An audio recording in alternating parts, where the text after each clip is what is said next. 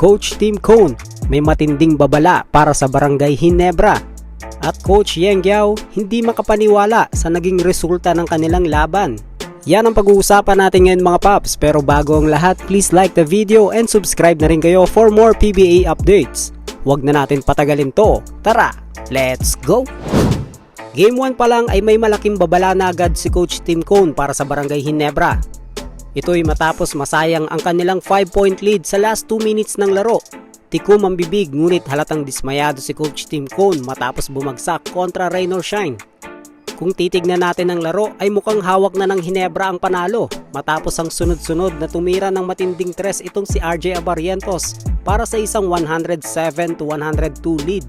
Pero biglang bumaliktad ang lahat. Sa loob lamang ng halos 2 minuto ay rumatsyada ang Rain or Shine sa isang nakakagulat na 11-0 run sa pangunguna ni Mamuya, Clarito at Jalen Johnson. At ayon mismo kay Coach Tim Cone, simple lang ang naging dahilan ng kanilang pagkatalo. Rain or Shine hit the bigger shots. Pero hindi lang clutch shooting ang nakikita niyang problema. Diretsahang ding sinabi ni Coach Tim Cone na nawalan ng disiplina ang kanyang koponan at napasabay sila sa mabilis at mataas na scoring game ng Rain or Shine. Ibig sabihin, sa last 2 minutes ay mas nakontrol ng Rain or Shine ang tempo ng laro at nawala sa sistema ang Ginebra. Katunayan, sa elimination round, kilala ang Ginebra bilang isa sa pinakamahigpit dumepensa dahil 98 points lang ang kanilang pinapayagan. Ngunit sa Game 1 ng kanilang laban versus Rain or Shine, umabot agad sa 115 points ang binigay nila sa Elasto Painters.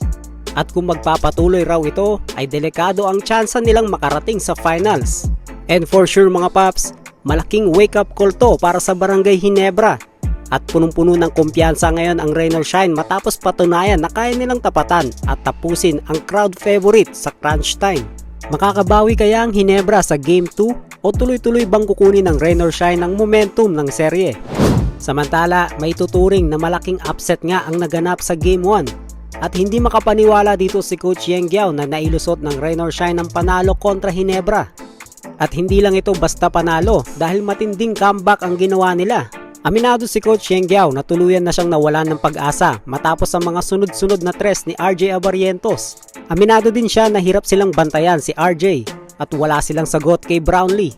Pero sa kabila ng lahat ay proud daw siya sa ipinakitang puso ng kanyang mga players. Mas lalong naging emosyonal ang pahayag ni Coach Yeng nang tawagin niyang malaking underdog ang kanyang koponan laban sa isang powerhouse lineup ng Ginebra. At ngayon, hawak ng Rain or Shine ng momentum papasok sa Game 2 kung saan target nilang kunin ang 2-0 series lead. At ang pinakahuling banat ni Coach Yeng Guiao, nakachamba lang daw sila na parang pinabili lang daw ng suka sa tindahan at nakarating sa semis.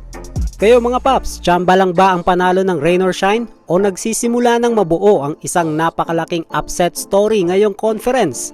Comment down below at babasahin natin yan. This is Jalpops TV. See you again para sa ating next video. God bless!